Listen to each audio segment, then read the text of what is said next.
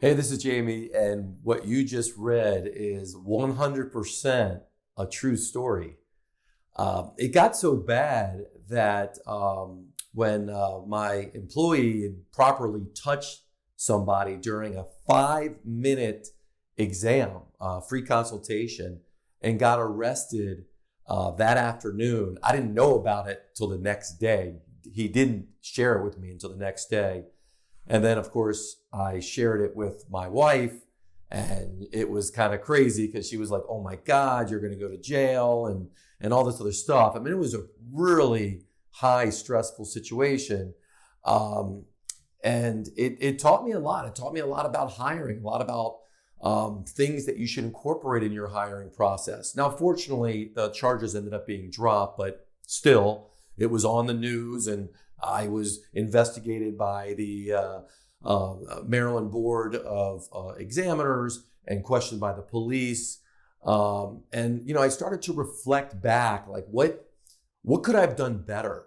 We talk about personality tests. We talk about doing, background checks. We talk about values or credentials and resumes and hiring rock stars. And, I didn't really have a process in place. That was the first thing that I learned. I learned that you really want to have a hiring process. I also learned about, personality tests are good. I think it's important to have personality tests, but it isn't the thing. It'll help you understand a little bit more about the candidate that's in front of you. Are they outgoing? Are they an introvert? Do they like task-oriented things, or are they more intuitive? Or are they more fact-oriented?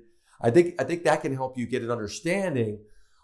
Even values, we asked about values. What are your values? What do you, resonate with the most? One of our values was integrity. Well, this person agreed. They also had a value as integrity. Well, being arrested for improperly touching a patient isn't something that's integrity. So even something like that, it can be hard to kind of bring that out. I mean, the thing that really got me the most was how good their resume was. And I know for the longest time, I would look at a resume, and I've had clients since then just focus on a resume and be like, "Oh my God, this person's resume is amazing." And I was like, well, I hired someone whose resume was phenomenal. This person had training that I had and only a few other people had in my area. So I thought this would be a great transition. And my patients wouldn't even think anything of it. He was engaging, he was personable. So, I learned a lot from the situation. I think that, one thing is, of course, background checks do help. I didn't do a thorough background check that would have shared that something like this has happened in a different state. But also, I think it's important to do personality tests. It's important to understand what your values are and to ask people what their values are. I think the mistake I made is I would share my value and then I would ask him theirs. Well, what do you think he said? He said that, well, yeah, I agree. My value is that too. So I've gotten more creative and not sharing my values first, but asking them questions about their values, and then sharing instances and stories about, well, give me an example of integrity. Give me an example of honesty. Give me an example of being timely. So give me an example of some of these values in your life. And, maybe that would have helped. But I think that, I think it's important to add all of these components into your hiring process and not take any one thing as a definite, like, they have a great personality, so I'm going to hire them.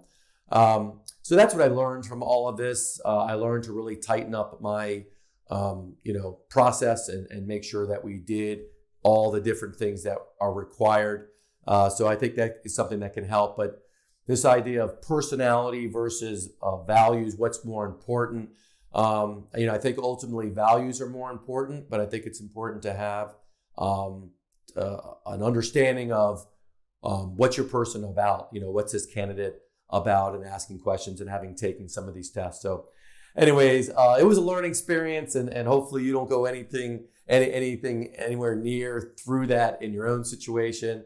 But taking this hiring process seriously, slowing it down, and making sure that you check off the things and don't be in such a rush to hire someone and all of that. I think that will help. Anyways, if you have any comments or anything, or if you want to share some of your ways and your secrets that you add to your hiring process, maybe your personality test that you use, or different strength finders or other things that you use, I'd love to hear them. Any comments you might have, feel free to add those as well. I always enjoy reading those and commenting back, of course, and responding back to those.